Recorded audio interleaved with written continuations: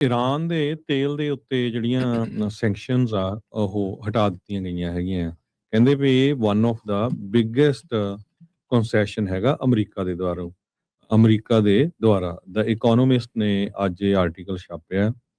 ਕਹਿੰਦੇ ਵੀ ਇਹ ਸਭ ਤੋਂ ਵੱਡਾ ਜੇ ਫਾਇਦਾ ਮਿਲਿਆ ਈਰਾਨ ਨੂੰ ਇਸ ਐਗਰੀਮੈਂਟ ਦੇ ਵਿੱਚ, ਉਹ ਇਹ ਆ ਵੀ ਉਹਨਾਂ ਦੇ ਉੱਤੇ ਤੇਲ ਵੇਚਣ ਦੀਆਂ ਰਿਸਟ੍ਰਿਕਸ਼ਨਸ ਨੂੰ ਹਟਾ ਦਿੱਤਾ ਗਿਆ ਆ।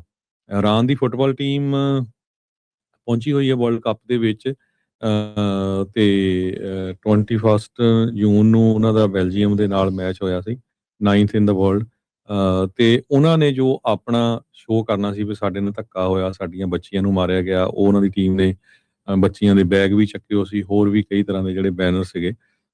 ਪਰ ਓਵਰਆਲ ਬਹੁਤ ਸਾਰਾ, ਜਿੱਦਾਂ ਜਿਸ ਹਿਸਾਬ ਦੇ ਨਾਲ ਟਰੰਪ ਐਡਮਿਨਿਸਟ੍ਰੇਸ਼ਨ ਵੱਲੋਂ ਸ਼ੁਰੂਆਤ ਕੀਤੀ ਗਈ ਸੀ ਵੀ ਅਸੀਂ ਤਾਂ ਜੀ ਰਜੀਮ ਚੇਂਜ ਕਰਨਾ, ਉਹਨਾਂ ਨੇ ਹਜ਼ਾਰਾਂ ਲੋਕ ਜਿਹੜੇ ਆ ਮਾਰ ਦਿੱਤੇ ਹੈਗੇ ਆ, ਜਿਹੜੇ ਐਗਰੀ ਨਹੀਂ ਕਰਦੇ ਜਾਂ ਜਿਹੜੇ ਆਪੋਜੀਸ਼ਨ ਦੇ ਵਿੱਚ ਸੀ ਜਾਂ ਜਿਹੜੇ ਪ੍ਰੋਟੈਸਟ ਕਰ ਰਹੇ ਸੀ। ਉਹ ਸਾਰਾ ਕੁਝ ਛੱਡ ਕੇ ਫਿਰ ਕਹਿੰਦੇ ਜੀ ਵੀ ਅਸੀਂ ਜਿਹੜਾ ਆ ਸਟੇਟ ਆਫ ਹਾਰਮੁਜ਼ ਨੂੰ ਖੋਲ੍ਹਣਾ ਆ, ਜਿਹੜੀ ਕਿ ਪਹਿਲਾਂ ਖੁੱਲੀ ਸੀ। ਫਿਰ ਕਹਿੰਦੇ ਜੀ ਵੀ ਅਸੀਂ ਹੁਣ ਜਿਹੜਾ ਆ ਨਿਊਕਲੀਅਰ ਜਿਹੜਾ ਉਹਨਾਂ ਦੇ ਕੋਲ ਹੈਗਾ ਆ, ਜੋ ਵੀ ਇਕਵਿਪਮੈਂਟ ਜਾਂ ਮਟੀਰੀਅਲ, ਉਹ ਸਾਰਾ ਜਿਹੜਾ ਆ ਉਹ ਉੱਥੋਂ ਜਾਂ ਅਮਰੀਕਾ ਨੂੰ ਦਿੱਤਾ ਜਾਵੇ ਜਾਂ ਹੋਰ ਕਿਤੇ ਵੀ ਉੱਥੋਂ ਨਿਕਲਣਾ ਚਾਹੀਦਾ, ਉਹ ਵੀ ਉੱਥੇ ਹੀ ਆ। ਸੋ ਸਾਰੀ ਕਾਸੇ ਨੂੰ ਲੈ ਕੇ ਓਵਰਆਲ ਜੇ ਦੇਖਿਆ ਜਾਵੇ, ਈਰਾਨ ਵਾਲਿਆਂ ਨੂੰ ਕਹਿੰਦੇ ਵੀ ਇਸ ਆਰਟੀਕਲ ਦੇ ਮੁਤਾਬਕ ਕਾਫੀ ਜ਼ਿਆਦਾ ਫਾਇਦਾ ਹੋਇਆ ਕਿ ਉਹਨਾਂ ਦੇ ਜਿਹੜੀਆਂ ਤੇਲ ਵੇਚਣ ਦੀਆਂ ਰਿਸਟ੍ਰਿਕਸ਼ਨ ਲੱਗੀਆਂ ਸੀਆਂ ਉਹ ਉਠਾ ਲਈਆਂ ਗਈਆਂ। ਜੀ। ਸੋ ਕਾਫੀ ਵੱਡਾ ਜਿਹੜਾ ਇਹ ਚੇਂਜ ਆ। ਕੱਲ ਵੀ ਆਪਾਂ ਗੱਲ ਕਰ ਰਹੇ ਸੀਗੇ ਵੀ ਪਾਕਿਸਤਾਨ ਵਾਲਿਆਂ ਨੇ ਵੀ ਉਹ ਤੇਲ ਜਿਹੜਾ ਉੱਧਰੋਂ ਲੈਣਾ, ਜਿਹੜਾ ਈਰਾਨ ਤੇ ਪਾਕਿਸਤਾਨ ਦੇ ਦਰਮਿਆਨ ਪਾਈਪਲਾਈਨ ਪਈ ਹੋਈ ਆ, ਹੋ ਸਕਦਾ ਵੀ ਉਸ ਦੇ ਵਿੱਚ ਤੇਲ ਵਹਿਣਾ ਜਿਹੜਾ ਉਹ ਸ਼ੁਰੂ ਹੋ ਜਾਵੇ, ਤੇ ਰਿਸਟ੍ਰਿਕਸ਼ਨਸ ਹਟਣ ਦੇ ਨਾਲ, ਸੈਂਕਸ਼ਨਸ ਹਟਣ ਦੇ ਨਾਲ ਇਹ ਚੀਜ਼ਾਂ ਜਿਹੜੀਆਂ ਉਹ ਹੋ ਸਕਦੀਆਂ। ਜੀਓਪੋਲੀਟਿਕਲੀ ਇਸ 'ਤੇ ਕੀ ਅਸਰ ਹੋਣਗੇ, ਇਹ ਦੇਖਣ ਵਾਲੀ ਜਿਹੜੀ ਗੱਲ ਹੋਊਗੀ। ਈਰਾਨ ਨੂੰ ਇੰਨੀ ਜਿਹੜੀ ਖੁੱਲ੍ਹ ਦੇ ਕੇ ਜਾਂ ਸੈਂਕਸ਼ਨਸ ਹਟਾ ਕੇ ਕੀ ਅਮਰੀਕਾ ਚਾਈਨਾ ਦੇ ਨਾਲੋਂ ਦੂਰ ਕਰਨ ਦੀ ਕੋਸ਼ਿਸ਼ ਦੇ ਵਿੱਚ ਹੈਗਾ ਆ? ਇਹ ਵੀ ਜਿਹੜੀ ਨਾਲ ਦੇ ਨਾਲ ਸਮਝਣ ਵਾਲੀ ਜਿਹੜੀ ਇਹ ਗੱਲ ਹੋ ਸਕਦੀ ਹੈ, ਕਿਉਂਕਿ ਚਾਈਨਾ ਦੀ ਐਨਰਜੀ ਦੀਆਂ ਨੀਡਸ ਦਾ ਬਹੁਤਾ ਜਿਹੜਾ ਤੇਲ ਆ ਉਹ ਈਰਾਨ ਤੋਂ ਆਉਂਦਾ ਸੀਗਾ। ਈਰਾਨ ਵਾਲੇ ਤੇਲ ਤਾਂ ਵੇਚਦੇ ਸੀਗੇ, ਸ਼ੈਡੋ ਜਿਹੜੇ ਫਲੀਟਸ ਆ ਵੀ ਤੇਲ ਇੱਧਰੋਂ ਉੱਧਰ ਕਰਤਾ, ਸਮੁੰਦਰ ਦੇ ਵਿੱਚ ਤੇਲ ਚੇਂਜ ਕਰ ਲਿਆ, ਦੂਜੇ ਪਾਸੇ ਪਾ ਕੇ ਉੱਧਰੋਂ ਫਿਰ ਉੱਧਰ ਨੂੰ ਜਿਹੜਾ ਉਹ ਘੱਲ ਦਿੱਤਾ। ਅੱਗੇ ਇਹ ਕੰਮ ਚੱਲਦਾ ਸੀਗਾ ਸੈਂਕਸ਼ਨਸ ਤੋਂ ਜਿਹੜਾ ਉਹ ਬਚਣ ਦੀ ਖਾਤਰ। ਹੁਣ ਜੇ ਸੈਂਕਸ਼ਨਸ ਹਟ ਜਾਂਦੀਆਂ, ਵੇਵਰਸ ਜਿਹੜੇ ਇਸ ਤਰੀਕੇ ਦੇ ਨਾਲ US ਵਾਲੇ ਦਿੰਦੇ ਜਾਂਦੇ ਆ, ਤਾਂ ਈਰਾਨ ਵਾਲੇ ਖੁੱਲ੍ਹੇ ਡੁੱਲੇ ਜਿਹੜੇ ਤੇਲ ਆ ਉਹ ਵੇਚ ਸਕਦੇ ਹੈਗੇ ਆ। ਸੋ ਇਹ ਜਿਹੜੀ ਸਿਚੁਏਸ਼ਨ ਇਸ ਟਾਈਮ ਹਰਜੋਤ ਸਿੰਘ ਜੀ ਬਣ ਰਹੀ ਆ। ਸੋ ਕਾਫੀ ਵੱਡੀ ਜਿਹੜੀ ਕਹਿ ਸਕਦੇ ਆ ਹਰਜੋਤ ਸਿੰਘ ਜੀ ਚੇਂਜ ਆਪਾਂ ਨੂੰ ਦੇਖਣ ਨੂੰ ਜਿਹੜੀ ਉਹ ਮਿਲੂਗੀ। ਰੀਸੈਂਟਲੀ ਆਪਾਂ ਦੇਖਿਆ ਹੀ ਆ ਸਵਿਟਜ਼ਰਲੈਂਡ ਦੇ ਵਿੱਚ JD ਵੈਂਸ ਹੋਣੀ ਉੱਥੇ ਉਹਨਾਂ ਦੇ ਨਾਲ ਮੁਲਾਕਾਤ ਜਿਹੜੀ ਉਹ ਕਰਕੇ ਆਏ ਹੈਗੇ ਆ। ਸੋ ਹੁਣ ਅਗਲੀ ਗੱਲਬਾਤ ਕਦੋਂ ਹੋਊਗੀ, ਇਹ ਜਿਹੜੀ ਉਹ ਦੇਖਣ ਵਾਲੀ ਗੱਲ ਰਹੇਗੀ। ਪਰ ਬਹੁਤ ਸਾਰੀਆਂ ਜਿਹੜੀਆਂ ਚੀਜ਼ਾਂ ਇਸ ਟਾਈਮ ਇਹ ਚੀਜ਼ ਹੈਗੀ ਆ। ਈਰਾਨ ਵਾਲੇ ਹੁਣ ਇਹ ਕਹਿ ਰਹੇ ਆ ਵੀ ਹੁਣ ਪੱਟ ਨੂੰ ਥਾਪੀਆਂ ਮਾਰਨ ਵਾਲੀ ਗੱਲ ਕਰਦੇ ਆ, ਜਲੇ ਤੇ ਲੂਣ ਪਾਉਣ ਵਾਲੀ ਗੱਲ ਕਰਦੇ। ਕਹਿੰਦੇ ਵੀ ਜਿਹੜੀ ਡੀਲ ਟੂ ਐਂਡ ਵਾਰ, ਇਹਦਾ ਮਤਲਬ ਇਹ ਆ ਵੀ US ਨੇ ਆਪਣੀ ਹਾਰ ਮੰਨ ਲਈ ਆ। ਇਹ ਈਰਾਨ ਦੇ ਜਿਹੜੇ ਪਾਰਲੀਮੈਂਟਰੀ ਜਿਹੜੇ ਸਪੀਕਰ ਹੈਗੇ ਆ, ਮੁਹੰਮਦ ਬਗਰ ਗਲਿਫਬਾਗ, ਉਹਨਾਂ ਨੇ ਕਿਹਾ ਵੀ deal to end war with US was not result of pressure or coercion, ਵੀ ਕਿਸੇ ਨੇ ਸਾਡੇ ਤੇ ਦਬਾਅ ਪਾ ਕੇ ਜਾਂ ਸਾਡੀ ਬਾਂਹ ਮਰੋੜ ਕੇ ਨਹੀਂ ਇਹ ਜਿਹੜੀ ਡੀਲ ਜਿਹੜੀ ਉਹ ਕਰਾਈ ਹੈਗੀ। ਇਨਫੈਕਟ ਇਹ ਇੱਕ ਹਿਸਾਬ ਦੇ ਨਾਲ US ਦੀ ਹਾਰ ਦੀ ਜਿਹੜੀ ਉਹ ਡੈਕਲੇਰੇਸ਼ਨ ਹੈਗੀ ਆ।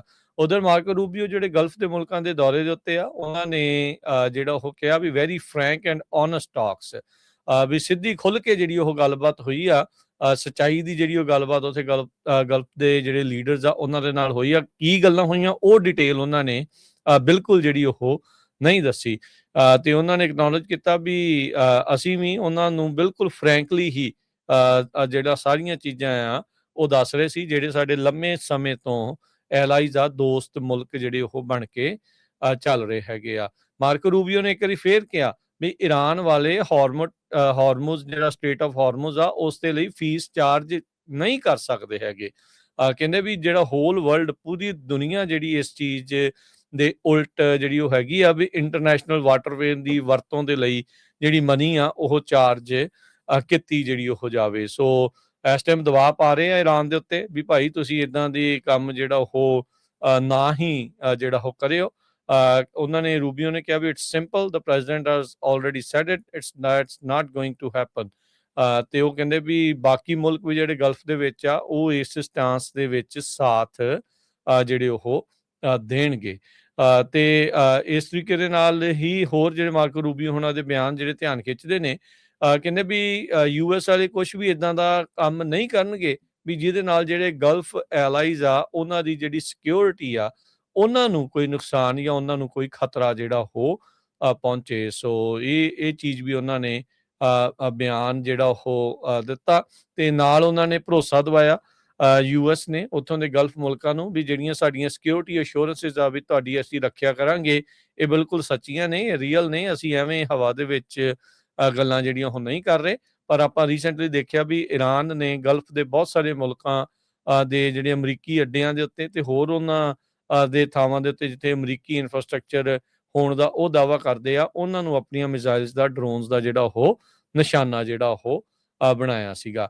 ਈਰਾਨ ਦੇ ਅਧਿਕਾਰੀ ਜਿਹੜੇ ਮੇਨ ਨੈਗੋਸ਼ੀਏਟਰ ਆ ਗਲਫ ਬਾਗ, ਉਹਨਾਂ ਦੇ ਪਾਰਲੀਮੈਂਟ ਦੇ ਸਪੀਕਰ, ਉਹਨਾਂ ਨੇ ਕਿਹਾ ਵੀ ਗਲਫ ਦੀਆਂ ਜਿਹੜੀਆਂ ਇਲਾਕੇ ਦੀਆਂ ਜਿੰਨੀਆਂ ਵੀ ਦਿੱਕਤਾਂ ਆ, ਪ੍ਰੋਬਲਮਸ ਆ, ਉਹਦੇ ਲਈ ਸਿਰਫ ਇਜ਼ਰਾਈਲ ਜਿਹੜਾ ਉਹ ਜ਼ਿੰਮੇਵਾਰ ਹੈਗਾ ਆ। ਸੋ ਉਹਨਾਂ ਨੇ ਕਿਹਾ ਵੀ ਜਿੰਨੀਆਂ ਵੀ ਕੰਟਰੀਜ਼ ਇਸ ਇਲਾਕੇ ਦੀਆਂ ਆ ਇਹ ਨਵਾਂ ਸਿਸਟਮ ਜਿਹੜਾ ਉਹ ਬਣਾਉਣ, ਨਵੀਆਂ ਕੈਪੇਬਿਲਿਟੀਜ਼ ਦੇ ਹਿਸਾਬ ਦੇ ਜਿਹੜੇ ਉਹ ਨਾਲ ਤੇ ਟਰਕੀ ਦੇ ਵਿੱਚ ਜਿਹੜੇ ਹਰਜੋਤ ਸਿੰਘ ਜੀ ਇਸ ਟਾਈਮ ਉਹ ਪਹੁੰਚੇ ਹੋਏ ਸੀਗੇ ਤੇ ਗਲਫ ਬਾਗ ਨੇ ਕਿਹਾ ਵੀ ਜਿਹੜੇ ਮੁਸਲਿਮ ਮੁਲਕ ਆ ਉਹਨਾਂ ਨੇ ਇਹ ਬਿਆਨ ਦਿੱਤਾ ਵੀ ਉਹਨਾਂ ਨੂੰ ਹੁਣ ਆਪਸ ਦੇ ਵਿੱਚ ਹਾਰਮਨੀ, ਪਿਆਰ ਦੇ ਨਾਲ, ਇਤਫਾਕ ਦੇ ਨਾਲ ਜਿਹੜਾ ਉਹ ਰਹਿਣਾ ਜਿਹੜਾ ਉਹ ਚਾਹੀਦਾ ਹੈ। ਕਹਿੰਦੇ ਵੀ ਇਹ ਹੁਣ ਅਨਅਵੋਇਡੇਬਲ ਨੈਸੈਸਿਟੀ ਜਿਹੜੀ ਉਹ ਬਣ ਚੁੱਕੀ ਆ ਵੀ ਇਸ ਤੋਂ ਬਗੈਰ ਹੁਣ ਬੇਸਿਕਲੀ ਗੁਜ਼ਾਰਾ ਜਿਹੜਾ ਉਹ ਨਹੀਂ ਹੈਗਾ।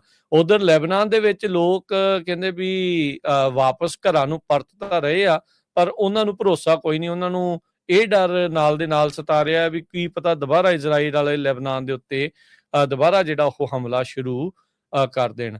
ਉਧਰ ਇਜ਼ਰਾਈਲ ਦੇ ਪ੍ਰਧਾਨ ਮੰਤਰੀ ਨੇਤਨਯਾਹੂ ਨੇ ਇਹ ਦੁਬਾਰਾ ਵਾਅਦਾ ਕੀਤਾ ਵੀ ਉਹ ਈਰਾਨ ਨੂੰ ਨਿਊਕਲੀਅਰ ਵੈਪਨ ਬਣਾਉਣ ਤੋਂ ਹਰ ਹਾਲਤ ਦੇ ਵਿੱਚ ਰੋਕ ਕੇ ਜਿਹੜੇ ਉਹ ਰੱਖਣਗੇ।